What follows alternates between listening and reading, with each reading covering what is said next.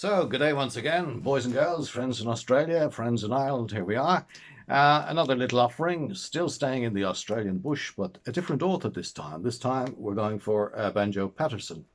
Now, Banjo Paterson was another of the great bush balladeers. In fact, he's the man who wrote Waltzing Matilda.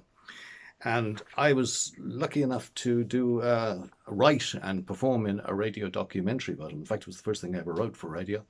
And I got to read a lot of his works, but never this particular piece.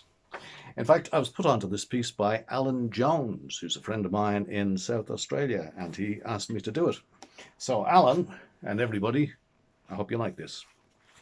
A Bush Christening, Banjo Paterson.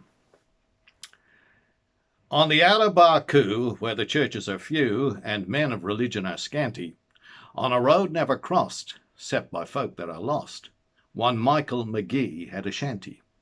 Now, this Mike was the dad of a 10-year-old lad, plump, healthy, and stoutly conditioned. He was strong as the best, but poor Mike had no rest, for the youngster had never been christened. And his wife used to cry, if the darling should die, St. Peter would not recognise him. But by luck he survived till a preacher arrived, who agreed straight away to baptise him.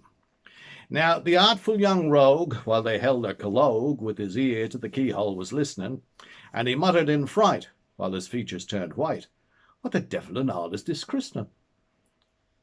He was none of your dolts. He had seen them brand colts, and it seemed to his small understanding, if the man in the frock made him one of the flock, it must mean something very like branding.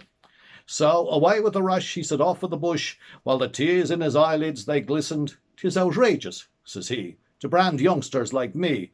I'll be dashed if I'll stop to be christened." Like a young native dog he ran into a log, and his father, with language uncivil, never heeding the priest, cried aloud in his haste, "Come out and be christened, ye divil!"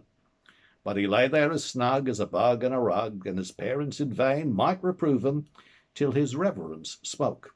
He was fond of a joke. "I've a notion," says he, "that'll move him. Poke a stick up the log, give the spalpeen a prog. Poke him easy, don't hurt him or maim him. 'Tis not long that he'll stand, I've the water at hand. As he rushes out this end, I'll name him. Here he comes!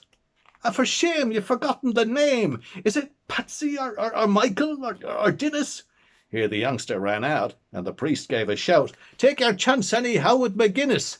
The howling young cub ran away to the scrub, where he knew the pursuit would be risky. The priest, as he fled, flung a flask at his head that was labelled McGuinness's whiskey.